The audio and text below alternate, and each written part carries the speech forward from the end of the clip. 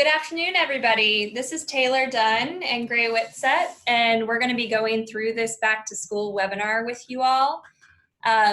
We'll be going through all of the information that was contained in the email, making sure that you don't have any questions or concerns, and giving you plenty of time at the end to talk through anything that's left unresolved or that you are wondering about.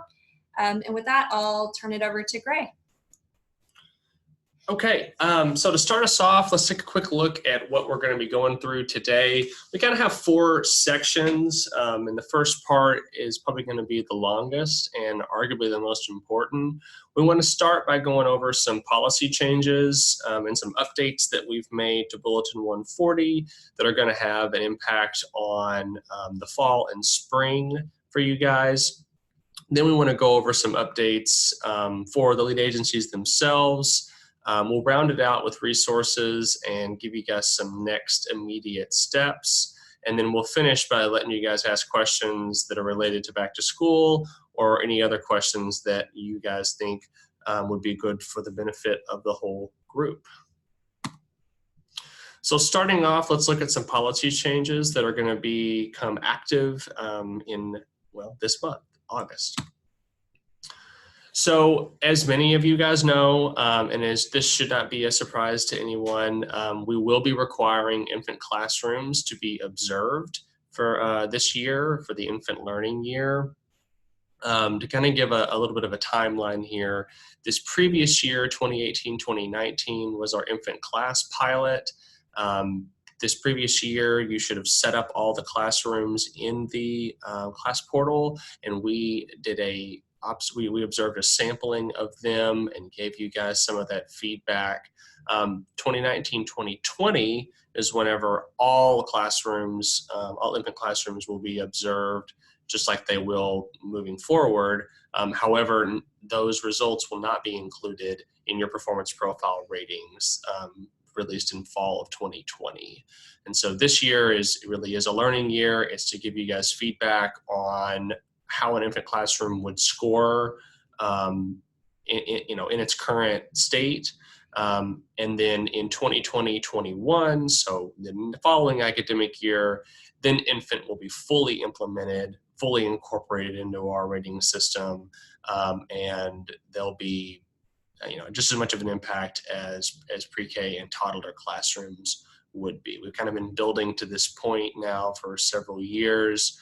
And so this is the first year where we're really going to see some statewide feedback on it. So we're really excited about getting some of that information, getting it to your sites and networks so that we can start to think about how to best improve the infant classrooms that we're operating. Additionally, there's one new shadow scoring requirement that we are going to be implementing this fall. So currently, most of you guys are aware that 10% of all the observations each semester should be shadow scored. So an example of this is that if you have 23 observations that are conducted in the fall, 10% of that would be about 3. And so 3 of those observations should be shadow scored. That's nothing new, and there shouldn't be any surprise there. Additionally, you need to have shadow scored every observer that is employed by your community network at least once annually.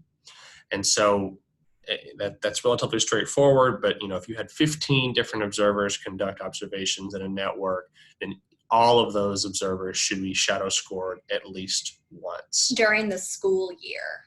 Yes. Yeah. Not the calendar year. Yeah. Thank you, Taylor. Yeah, that's right. During the school year. So at some point in the fall or the spring, the academic year. So what's going to be new in 2018-2019 is since we're going to have infant classrooms be fully incorporated into our accountability system, there needs to be at least one observation from each classroom age configuration that is being offered in your network. So if your network has at least one infant classroom, at least one toddler classroom, and at least one pre-K classroom, each of those should be receiving at least one shadow scorer a shadow scored observation. If your network, for instance, does not serve any infants, then you would be required to shadow score at least one toddler classroom and at least one pre-K classroom. And any configuration of age group served, that rule is going to apply. For the most part, this is already happening, so we don't feel like it's going to be a huge lift, but you just need to keep in mind that at least one of those infant classrooms that are going to be observed for the fall needs to be shadow scored for sure.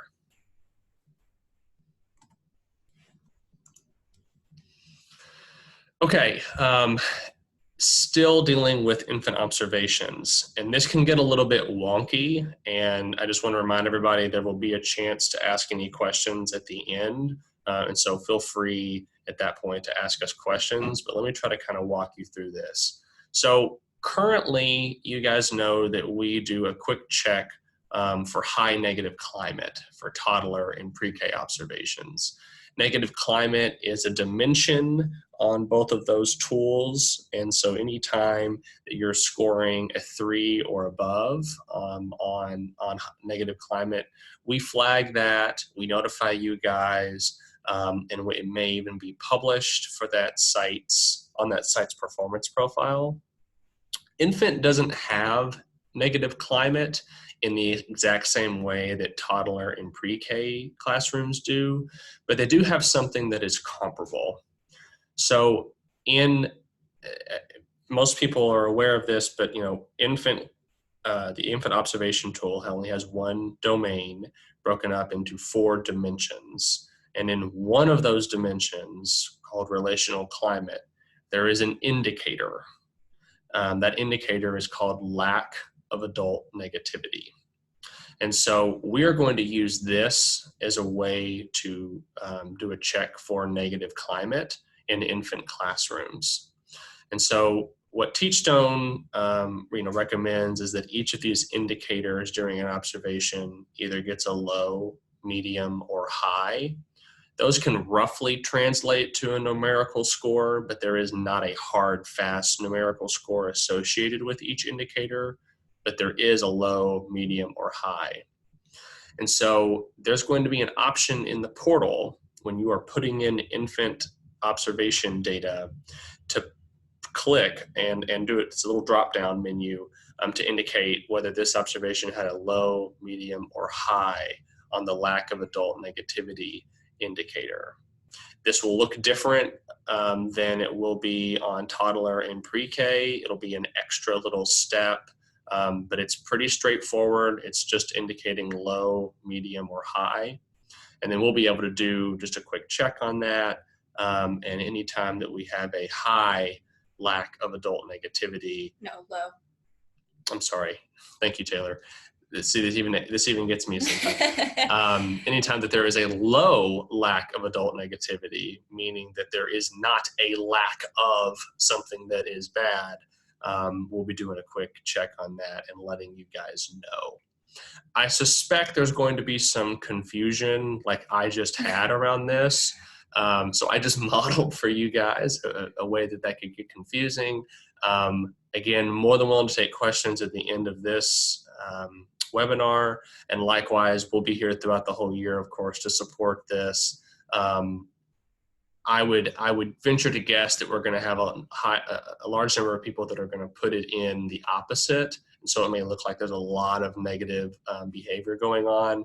We'll be ready for that. We will communicate that to you guys, and we'll be ready to make those changes as necessary. And Gray, just to clarify, this will be input in a similar manner to when they input the number of children and adults in the classroom for each cycle, right? It will give them the opportunity to put it in there in the portal. That's right. It'll be an extra box on a screen that they are already used to seeing. Great. But it'll only be for infant observations. Okay, another change that I think will work well for everyone. We've had some feedback on this, and we feel like this is going to give us a better a better read on how observers are performing year to year. So beginning this fall, observer accuracy is going to go from being calculated at the end of each observation period to looking at a full year of data. And so a lot of the things are going to remain the same. We're going to continue to monitor observer reliability in real time and at the end of each observation period and let you guys know. We'll also continue to provide lead agencies and networks information on observer reliability so that you guys can help train them up, or that observers get some feedback so that they know that they need to be looking more closely at different elements of their observations. And we're going to continue to have the calibration and shadow scoring activity. All of that will remain the same. It's just that we're going to switch to using the full year of observation data to determine which observers need to receive written notice of observer accuracy concerns. Again, we've heard some feedback on this. We've been looking at the data as well. We feel like this is going to give us a better representation and avoid some statistical outliers that can occur and make it seem like an observer is either more or less accurate than they may actually be.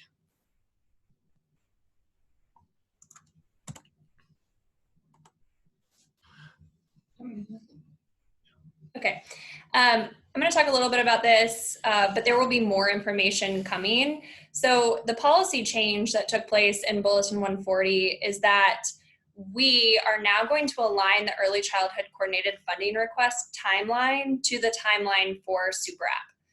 The goal here is that we really want conversations around funding at the K-12 level and at the early childhood level to be happening in the same moment in time, so that there's efficiencies created, that you can look, your district team, if you're the lead agency employed by a school district, you can look across birth to 5 funding and also K-12 funding and create opportunities to really maximize those funding streams.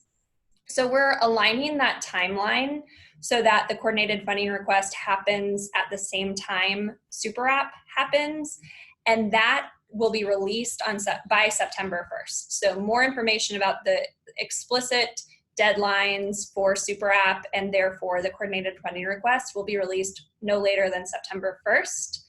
I'm sure many of you, especially the lead agencies that are school districts, have already been looped into many conversations around Super App. And the real takeaway here is sit tight, more information will be coming, but this is a change this year. Okay, so now I'm going to go through a couple more updates that didn't land in this policy updates category because they aren't policy updates, but they are important for you all to know going into this school year. First, there's been some updates on LA4. I will just acknowledge that I am not super well versed in this. So if you have questions about any of this update related to LA4, I recommend that you reach out by email or phone to Lindsay Bradford. She will be able to answer any of your questions in a pretty detailed manner in a way that Gray and I just won't be able to. But basically, the funding structure for LA4 this year will look different than in previous years. So a portion of the LA funds flow through to LDOE from a different agency. And because of this, it's likely that it could be a few more weeks before we have a final answer to your specific questions.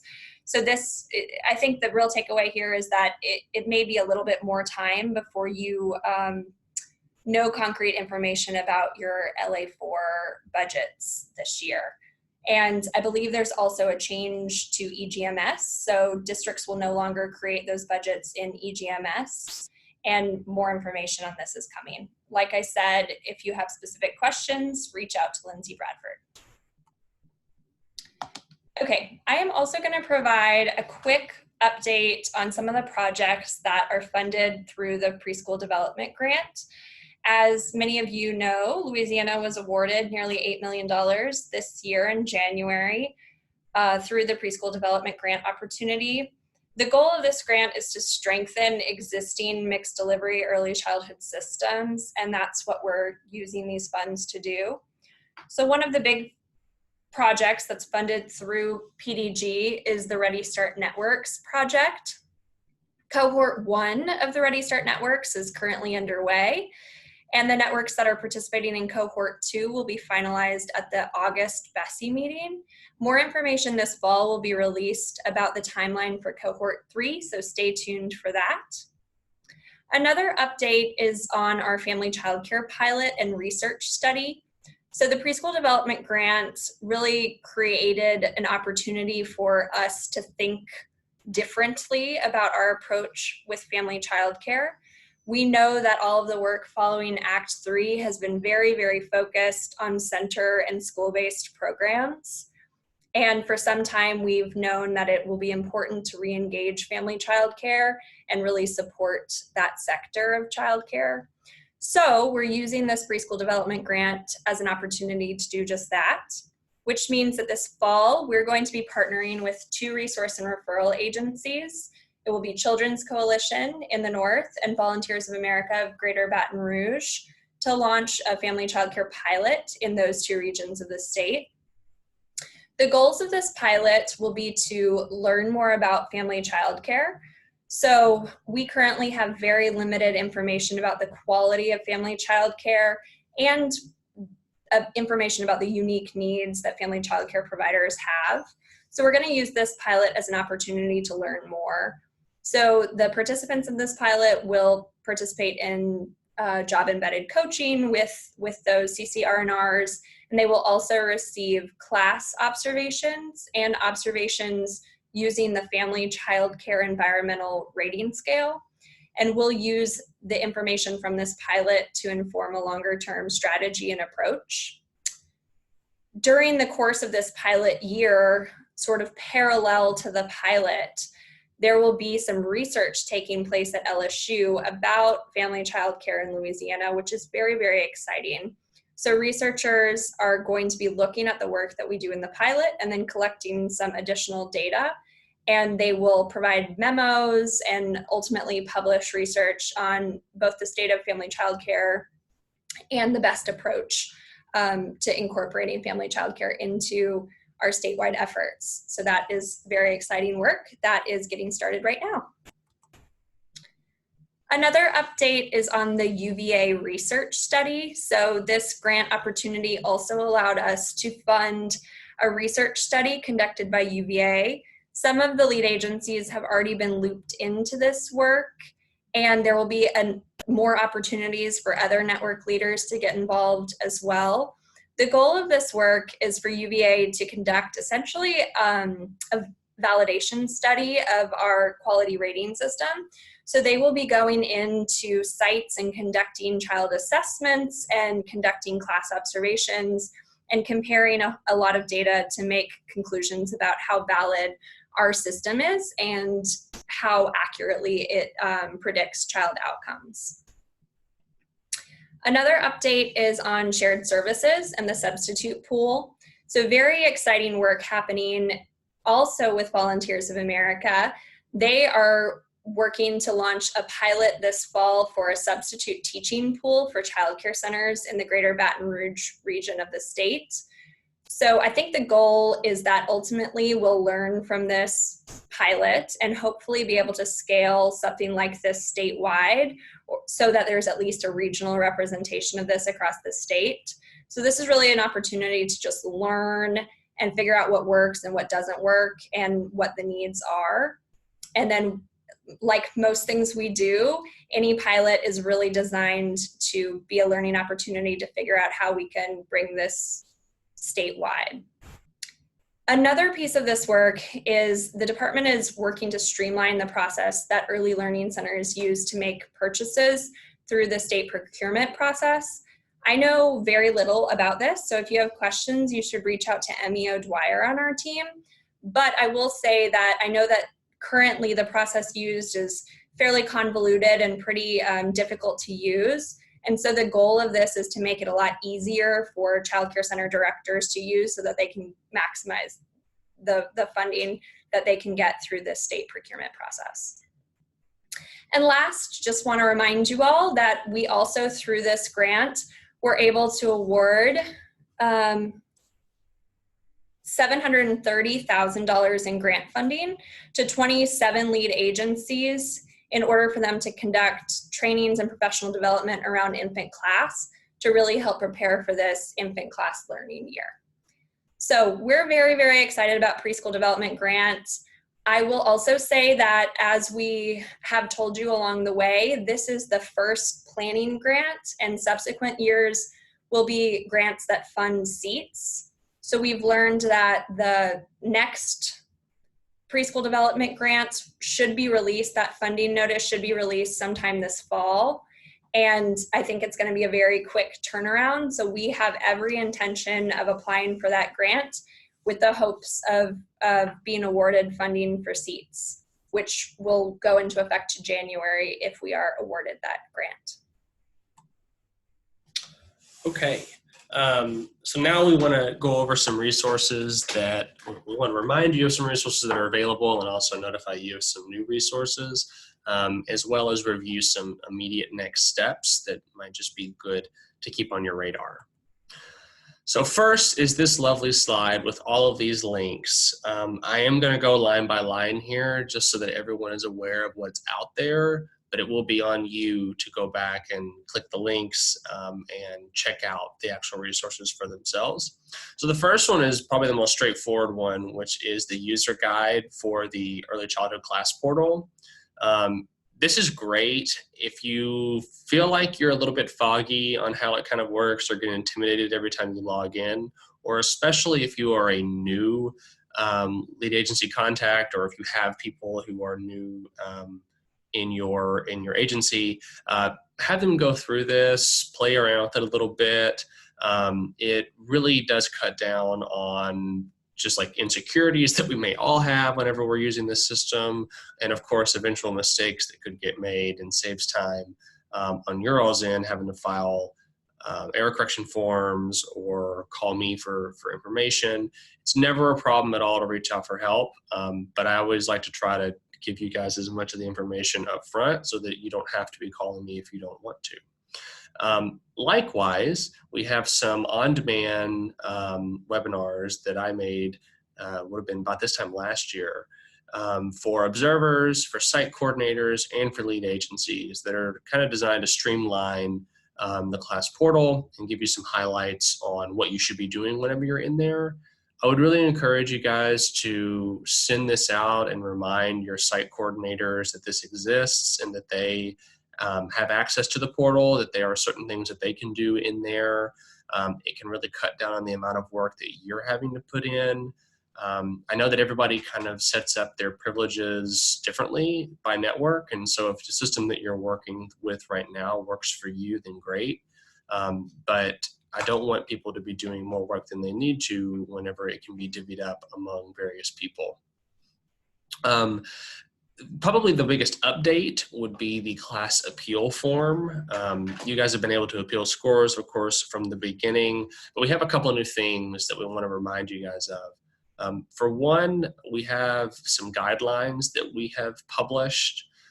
They have been available on the website, but this is they believe they came out last fall, so this is the first year we'll be starting with them.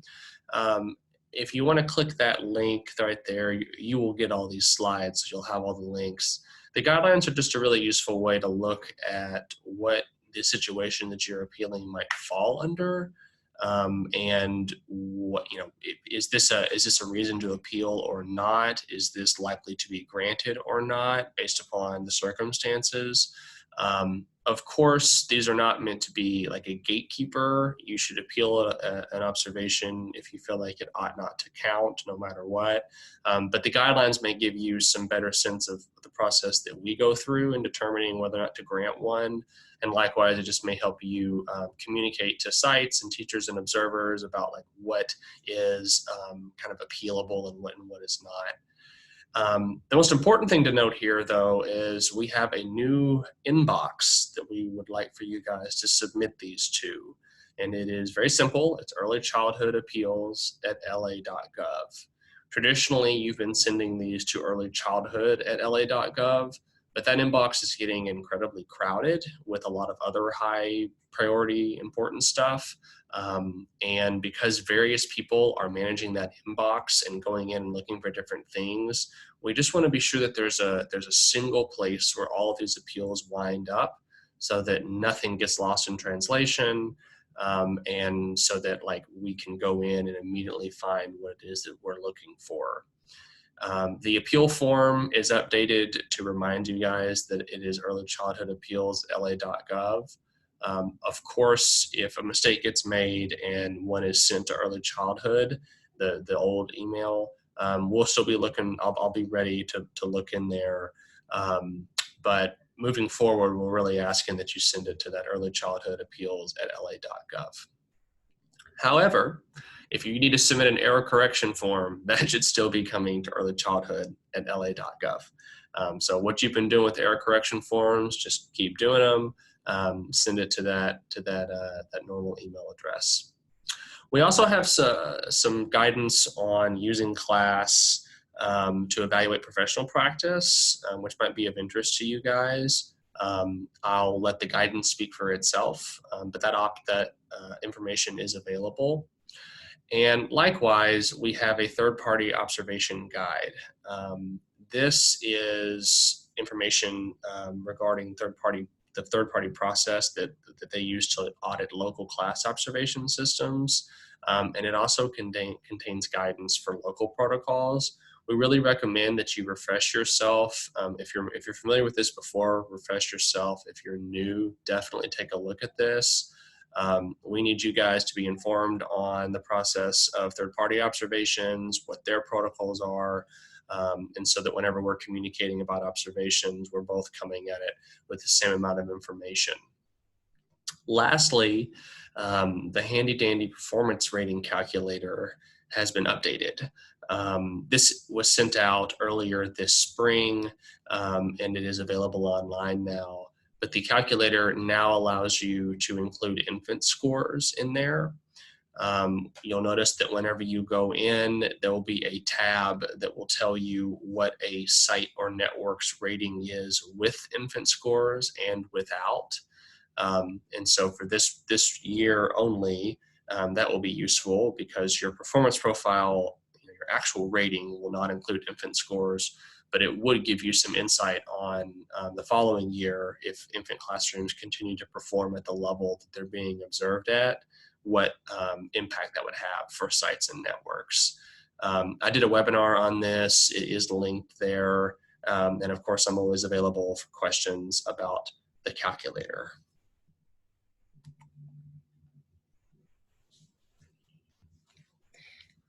So here's some information about gold. We wanted to include a slide about gold mostly to say that the requirements for completing the gold item set this year are not changing.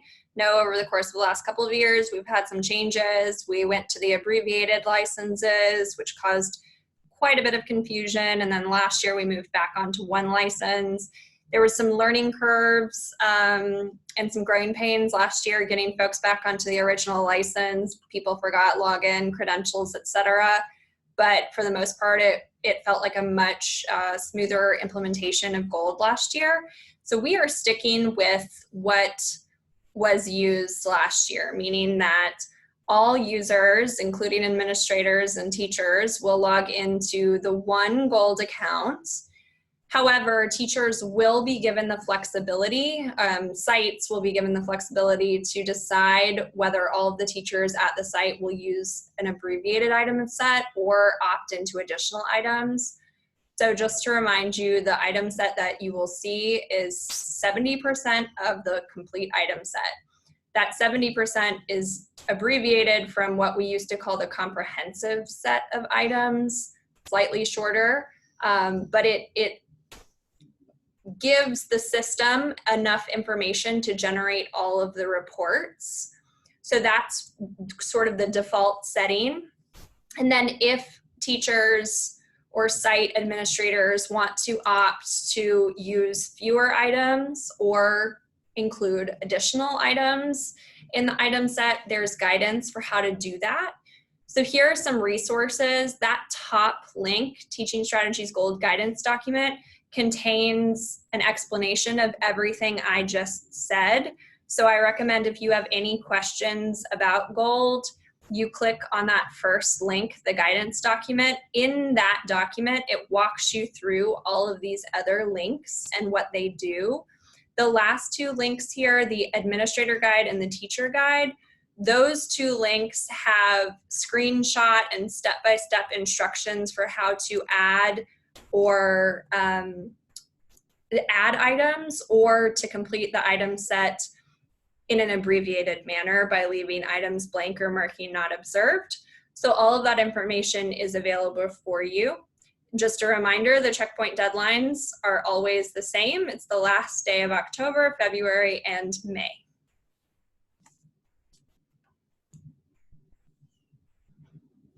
Okay, just a reminder that Kay and our team hosts a webinar every week that we call Office Hours on Tuesdays at 3 o'clock. These are always really helpful, even when they're short. Is a great way for us to communicate with you guys directly. And I just want to call attention to the little call out box here at the top, which is that, a lot of you guys have reported that hearing each other ask questions that you also have or that you haven't quite thought about yet is like really helpful. And there's just no good way for us to anticipate everything that you might be experiencing. You guys are, of course, a little closer to the work that we're doing, and so you encounter more things. And so it's really, really helpful, even if you don't necessarily have any questions when you first log on. If you are there, you're hearing other people ask questions that may be relevant to you. You may have an answer to the question that somebody else is asking. And we know everybody's busy. We know everyone has a lot of competing priorities, but it's rarely more than 30 minutes, and we really do appreciate for those of you guys that attend, and we would love to have attendance be higher. Likewise, similar to the webinar that we're doing right now, we're going to be increasing and improving the number of webinars that we're doing each week, or maybe more like bi-monthly or once a month, depending on the time of year, for specific areas. So for instance, coordinated enrollment is going to be having a webinar coming up at some point in the early fall. More information will be provided on that. But these webinars will almost always be at noon on Wednesdays. We're scheduling off 12 to 1. I would imagine that they'll be more in the 30-minute range. And so we want these to be like little, opportunities to drill down on a specific area, get some answers that are relevant to where we are in the school year, and give everybody a chance to do a lot of the similar stuff that we do on office hours, which is ask questions around it, and really get a more thorough look at what's going on. Relatedly, we have some dates and locations for our collaboration meetings for the early fall. So the only real change here is that this year collaboration meetings will be more exclusive for early childhood stakeholders, and will be expanded to include partners from around the state, including CCR&Rs, Head Start grantees, ECAC programs, and other partners that may be relevant to the work that we're doing. Again, these dates are tentative, and we'll let you know if anything were to change, but you can go ahead and plan on these dates for your area. So for September 9th, we'll be in Lafayette. September 11th, we'll be in Bossier City. The next day, September 12th, we'll be in Jefferson. And then we'll round out that week for September the 13th in Baton Rouge, here in the Claiborne building.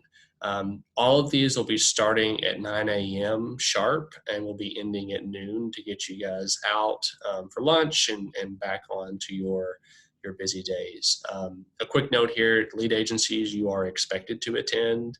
Our other partners, we are encouraging, we're going to do our best to get them there. But lead agencies, this is a required meeting for you guys. Okay. I won't walk you through all of these calendars, but we wanted to include this little at a glance calendar for both the fall and the spring. some dates to keep in mind are the dates that are in this box right here. So the coordinated enrollment self-assessment needs to have been submitted by, I believe that's the day after Labor Day, which is September 3rd. Likewise, by the end of September, you need to have completed your first community network meeting, and all by the beginning of October. By October 1, your local observation protocol needs to have been submitted to the FTP folder. All your classrooms in the class portal need to have been set up, and you need to have all of your fall observations scheduled. Or for sites that are doing real-time scheduling, you need to have submitted those to the FTP folder. That gets us to the beginning of October, which will be here before you know it. You'll notice there are other dates for the fall that are important. We will have reminders as we get to those dates, and you can always revisit this calendar when we send out the webinar as well as the slides. As well, we have the same thing for spring 2019-2020. And so a lot of these, you'll notice, mirror the fall. By the beginning of February, you need to have your coordinated enrollment plan submitted. So you'll need to have your classrooms set up for the spring by February 1, et cetera, et cetera. One thing I will note here is that we have some dates for Teacher Leader Summit in 2020. That's looking to be Wednesday, May the 27th through Friday, May the 29th. So we're back on an earlier schedule for Teacher Leader Summit than we were this year. We're really excited about that. We felt like 2019 went really well. And it was really great to see everybody that showed up, and hopefully we can continue to make it bigger and better. We also finally put all of this in one place, as well as some updates to our contact information. So this is going to be your key contact list. I highly recommend that you save this, print it out. You can tattoo it wherever it is that it works best for you. I, for one, am going to do the same thing with it, because sometimes I get a little confused about who is in charge of what. I won't go down the list here.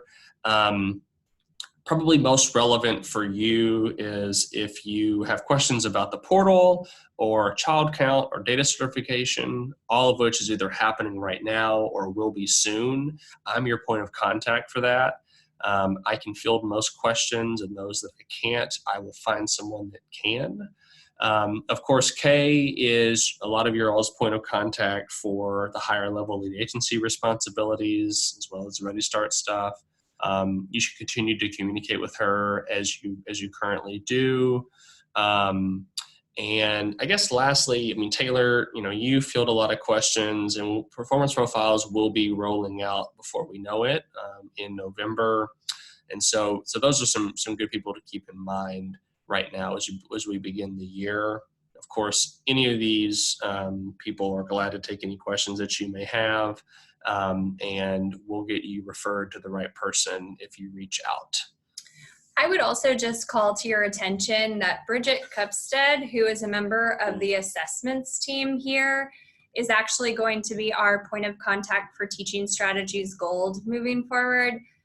Historically, I, as well as Ivy Starn and Patsy Palmer, have been responding to most questions regarding Gold.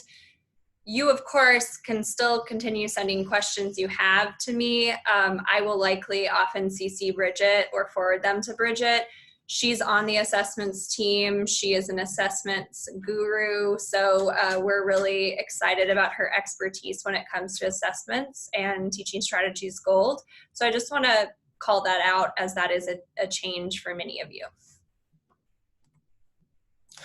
Okay.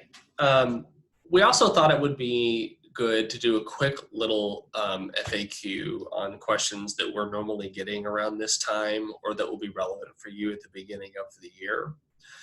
So I've got 5 of these. These are the first 3. I'm just going to kind of read them off and give a little bit of an overview, and then we'll be ready for some questions and answers in real time.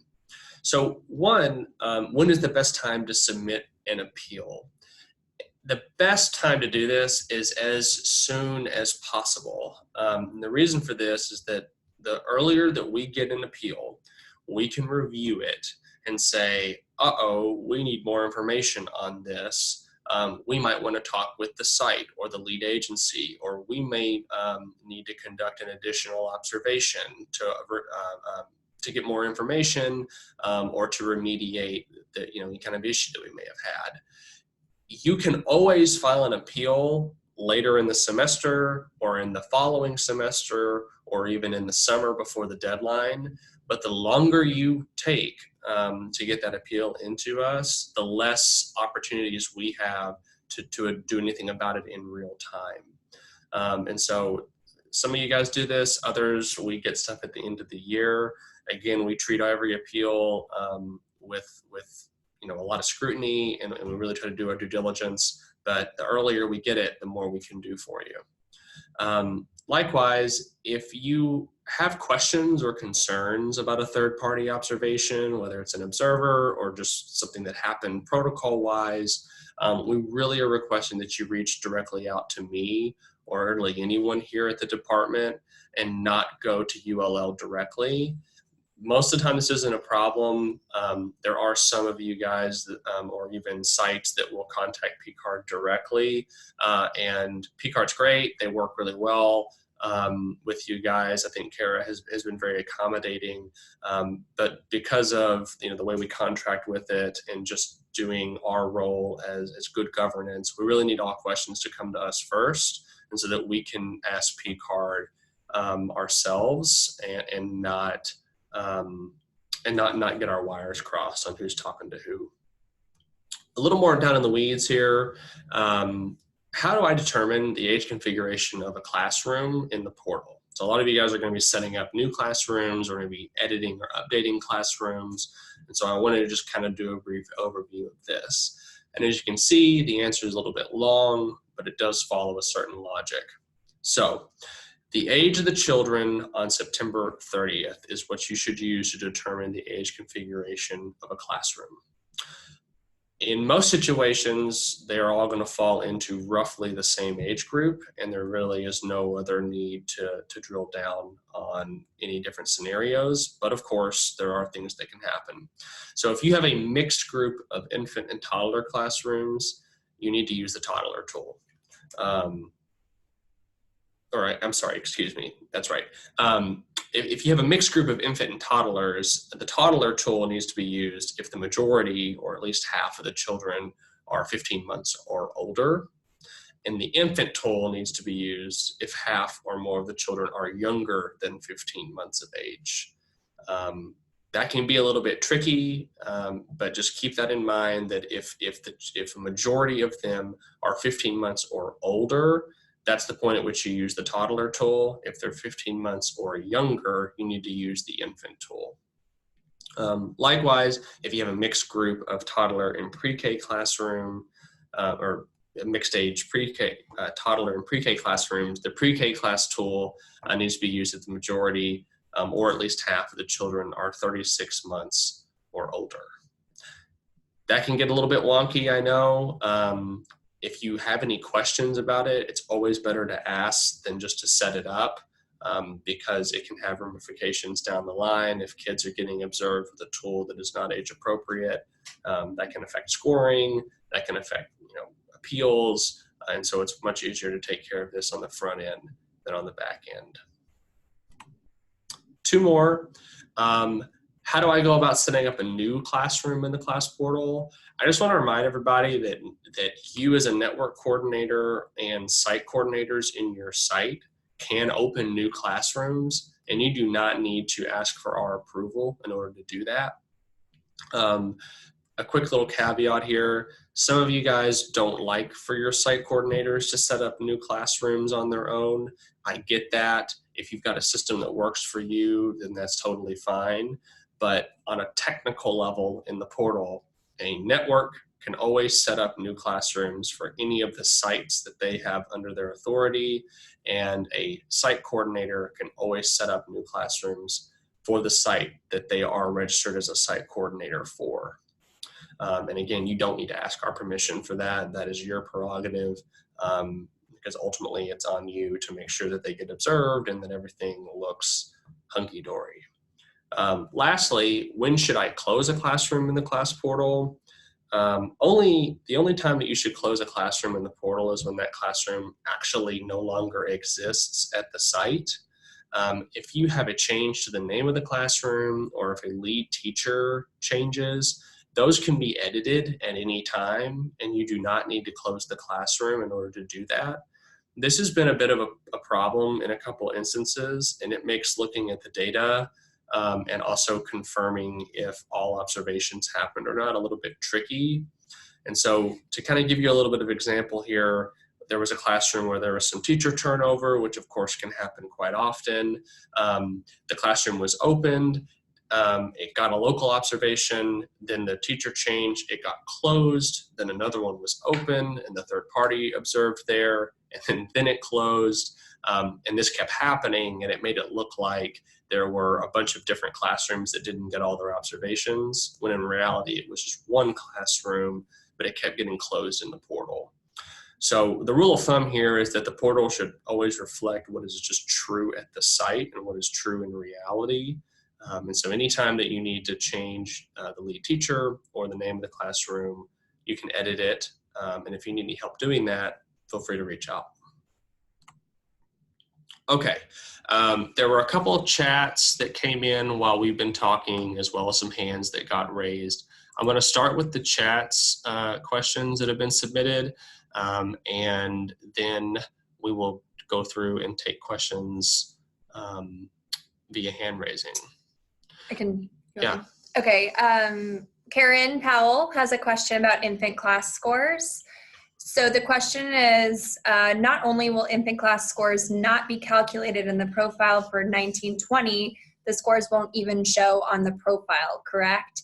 That is correct. The infant class scores will not be published on the profile, but that information will be made available as a practice performance profile. And we have not finalized how that information will be made available. It will likely be published in an Excel file with the word practice stamped all over it, so it's perfectly clear. But we will be calculating performance ratings as if the class scores were for real, so that you and your site directors and teachers can see what the impact on performance profiles would have been were those infant scores conducted outside of the practice year. So Emmy Thibodeau from Lafayette asked about the shadow score requirement for infant classrooms this fall. So infant classrooms and infant class observations do not contribute to the site performance profiles, however, or network performance profiles.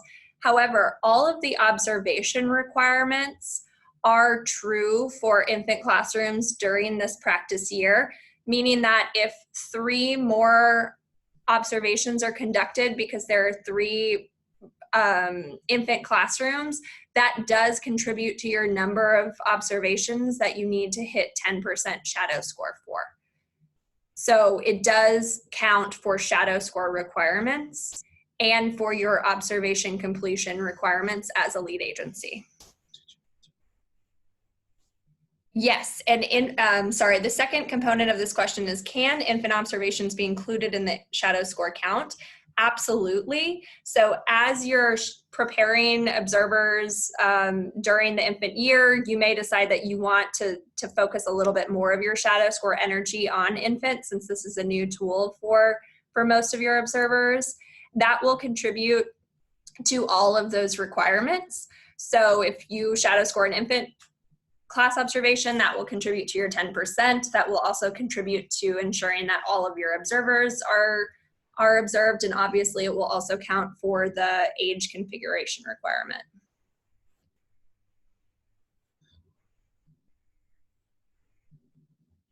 There's a last question here about creating a shadow score tracking report in the class portal. I'm gonna let Gray answer that. Yeah, Emmy, still working on that. It's a little trickier than it may seem. I think that we've shared with you our current workaround. But I'm hoping that we can take care of this at some point this academic year. Frankly, right now, the programmers are swamped with a ton of other projects, and we've already been putting in some stuff to get Infant updated. So I will continue to press on that, and I'll be sure to let you guys know if we get a shadow scoring report that's a little bit easier to use put into the portal. I will say in the meantime, if you are curious how many observations have been shadow scored in your network, there is a way to do it, and I'm more than happy to go through it with you guys and or generate it myself and send it to you. So you have that option available to you. Pam, I'm seeing your question here about appeals for this academic year, I should say, I guess now the previous academic year. Those results are going to be coming out this week. We're in the process of finalizing those, the actual letters themselves. So that will be given out this week. Tara, you pointed out that the portal doesn't allow you to edit the age configuration of a classroom. That is, you're right. And in those cases, you would have to close a classroom if the age configuration were to change enough to tip the majority. That is an instance in which you should close the classroom and set up a new one. But that would only be the case if the configuration of children dramatically changed such that the ages as of September 30th were different. So for example, if you set up a classroom as an infant classroom because the majority of children in the classroom are under 15 months old on September 30th, that classroom should stay infant. And it should only change to toddler if toddlers are added to that classroom that tips the majority from infant to toddler as of September 30th.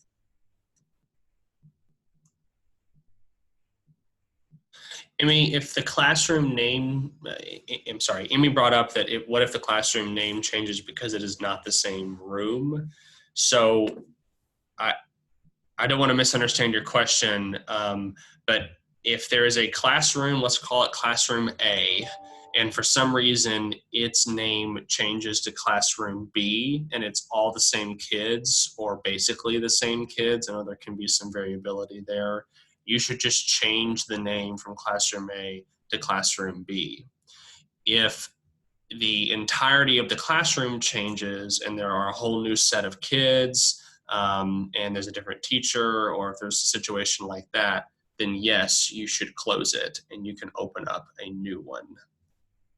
Yeah, I think it's kind of tricky to determine when to close a classroom, and you all should use your discretion knowing what the context is at that particular site.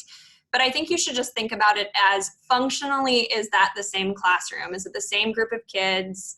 Is it, even if that group of kids moved to a classroom next door because of a facilities issue or the classroom had a personnel change, if it's by and large the same group of kids, then it should remain the same classroom. There is something structurally that has changed so that kids are being moved around and really functionally you feel like it's a new, different classroom, then you can close the original classroom and open a new classroom. Okay, so Emily from New Orleans asked, if a classroom is mixed and there's an even number of children, and there's no distinct majority, what tool should be used? The rule of thumb here is that if there's a split majority or a split down the middle and there's no clear majority, the older tool should be used. So if it's 50-50 infant toddler, use the toddler tool. If it's 50-50 in toddler pre-K, use the pre-K tool. And then if it's split across, if it's a small center and you have like exactly 33% infant, 33% toddler, and 33% pre-K, you use the toddler tool.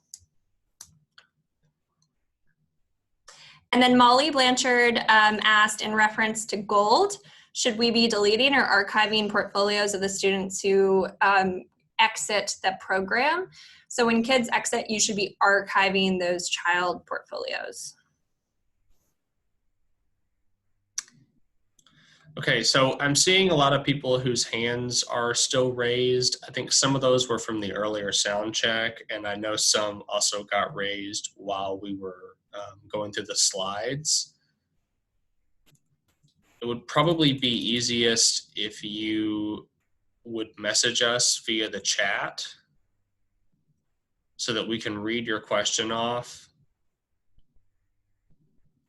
and then give you an answer.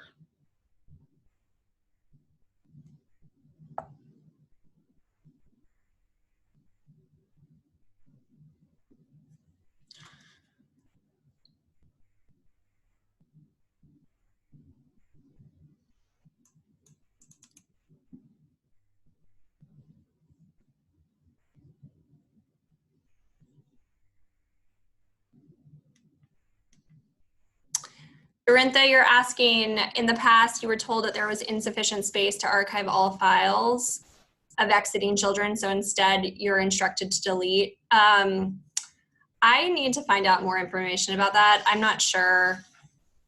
I will ask and get a clearer answer for you soon. And then when can you start setting up classes in TS Gold? In TS Gold and class, you can start immediately. Yeah, Catherine, thank you for raising that point. We got the rollover of the portal done this week, and I'm going to send out a communication about that. But for all of you guys listening, yes, as of now, you can go ahead and start setting up or changing classrooms in class. And then Emmy just asked, do we need to request new sites to be added to the portal? We are in the process of requesting site codes for new centers that opened. And we're aware of those from licensing. If there's been a license that has opened since, the beginning of last school year, we're working on getting a site code and we'll input those into the portal. If there are schools that need to be added to the portal, you should let us know. Yeah.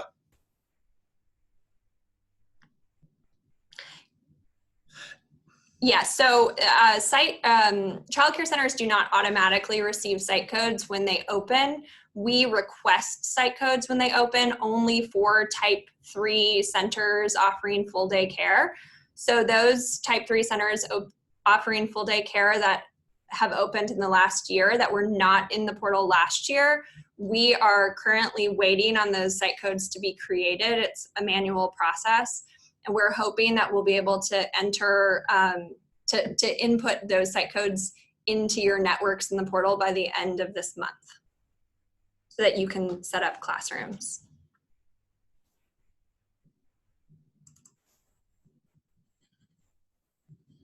Any other questions, y'all?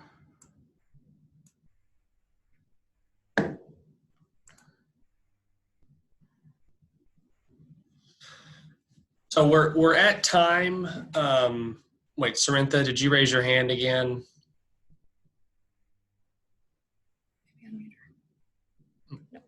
Nope.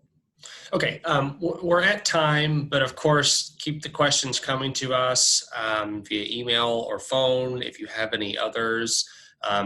We know this is like the busy season for everyone in this field, and so we're all juggling a lot. We're here to help, we're here to support. If we're delayed on getting back to you, we promise we're working toward it. And thank you so much for tuning into this, and thank you so much for being thoughtful with your questions, and thank you so much for all that you do for kids in our state. Taylor, would you add anything? Nope, I think, Gray, you said it perfectly. Thanks, y'all. We're excited to start the new school year. Please don't hesitate to reach out if you have questions. Okay. Thank you all. Have a great day and great week, and good luck on getting back to school.